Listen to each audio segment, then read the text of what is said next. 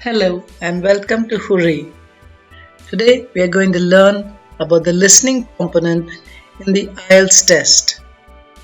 One of the question types in the listening component is map labeling. Let's look at map labeling in detail. First, you need to listen to the audio and connect the information. Tours, structures, islands, etc. will be given. You need to listen and fill gaps or choose from a given list of words. Let's look at some of the strategies. You need to read the instructions, the word limits. The answers follow the question order. Vocabulary of location would be used. You need to trace your route with a pencil. Understand the context. Predict the answers. Location clues would be used. Look at surrounding areas in the map. Identify names of places. Location. Check the location in the map. Look for arrows on the map. For numbers given, identify the start and finish. Here's a sample of a map. Instruction is write no more than 2 words for each answer. If you look at the center of this map, there is a tower and it is written you are here. So you need to imagine that you are at the center of the map, listen to the directions and follow the instructions. You need to look at the question numbers as well. If you see that you can see number 15th question is on the bottom right side of the map and on the left side is 16 and 17 is at the top. This is the map of an Olympic site. On the right side you find the stadium, you can see a swimming pool below that, an indoor arena and the station. In the north of the map you can see a lake with an island inside. You can also see a small boat and some trees by the side of the lake. On the left side of the tower, which is the west, you can see benches. And to the south of the tower, you can find a pond. You need to listen to the instructions. You also need to listen to the audio and fill the gaps 15, 16 and 17.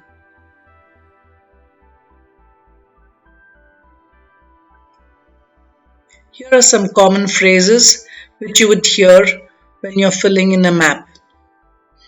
At the top, at the bottom, on the left, on the right, left-hand side, right-hand side, north, south, east, west, southeast, southwest, northeast, northwest, to the north, to the south, to the east, to the west. Now let's look at some more phrases and common words. Opposite, in front of, behind, in the middle of, at the center, above, below, inside, outside, just beyond, a little beyond, just past, next to, alongside, and adjoining.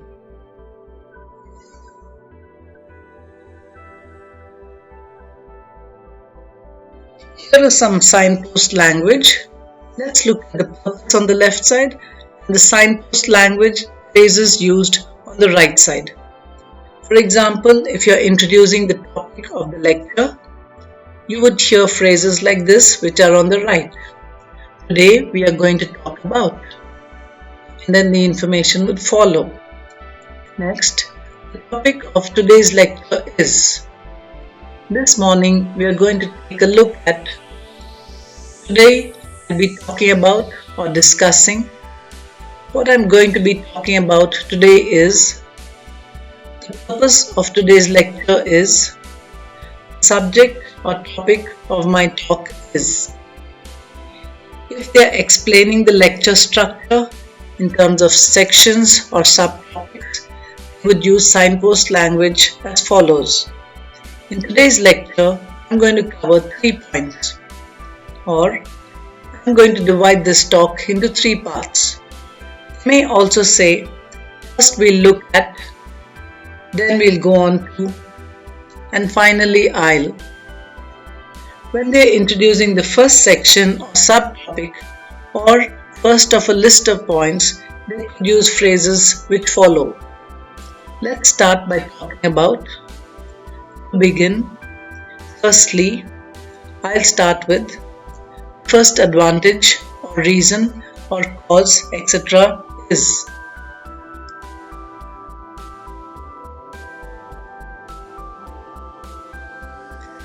If they're finishing a section, they could use phrases as follows.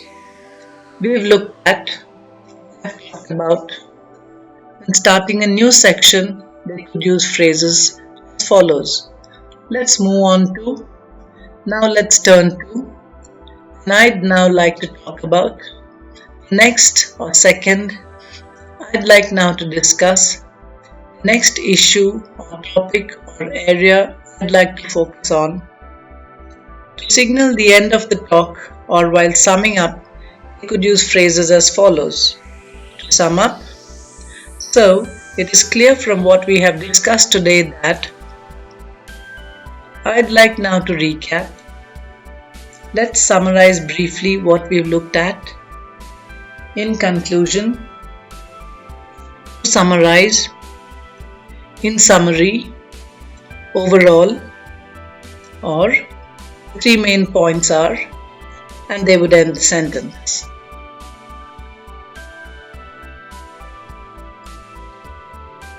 Here are some techniques that could help you to follow this question and answer correctly.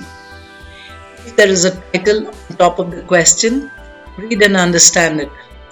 It will give you an idea of what to listen for. If you miss an answer, move on and return to it later. Underline the instructions to make sure that there is no doubt in your mind about what you need to do. Read beforehand what is required to be done. Please spell the word correctly. Adding an S where it is not needed is incorrect. Whenever the answer requires you to complete a sentence, ensure that it is grammatically correct. Don't focus on the unimportant things. Focus on answering the questions and not on understanding everything. The exam will give you a lot of information that you do not need. This should not distract you from what is relevant. Remember, you will hear the audio only once. You will need to listen, read, and write all at the same time. Listen for signpost words such as however, although, and finally. These help you to anticipate what the speaker will say.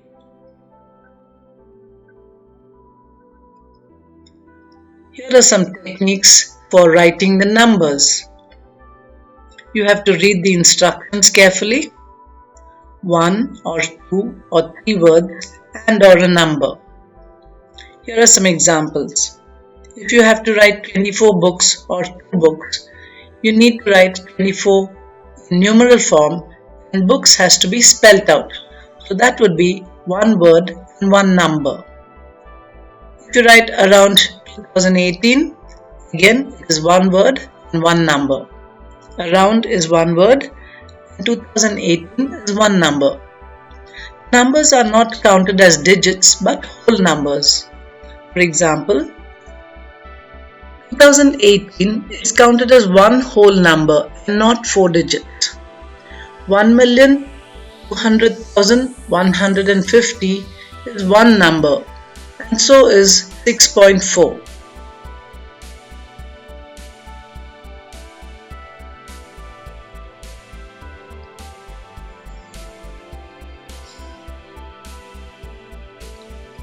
Here are some techniques for words. Read the instructions, understand questions, and use correct grammar. Use articles where required. The article a is counted as 1 word. For example, if the answer is hospital and you write a hospital, it will be incorrect.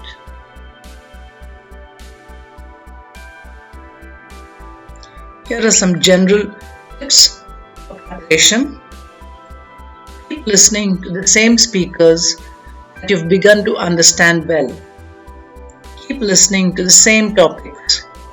Expose yourself to challenging material as it will make you stress more on that. Listen to a variety of English accents, but focus more on the accent of the country that you plan to study or work in. Understand the context and retain words associated with them. Listen to something easier. Make note of words that are difficult to understand. Look up their meanings in the dictionary. Then use these words in sentences.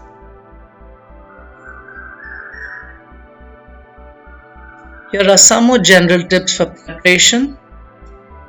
Watch a few movies in English every week.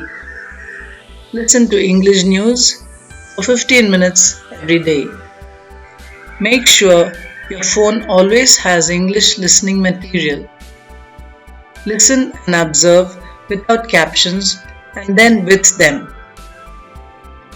Utilize English during basic activities like driving, riding a bus or train, doing house chores, working out, waiting for something, and so on. Make it a fun experience by subscribing to entertaining channels on YouTube. And you can also download podcasts. I hope these tips have been helpful for you to understand the map labeling question in the listening component for your IELTS test. Wish you all the best and keep practicing. Thank you.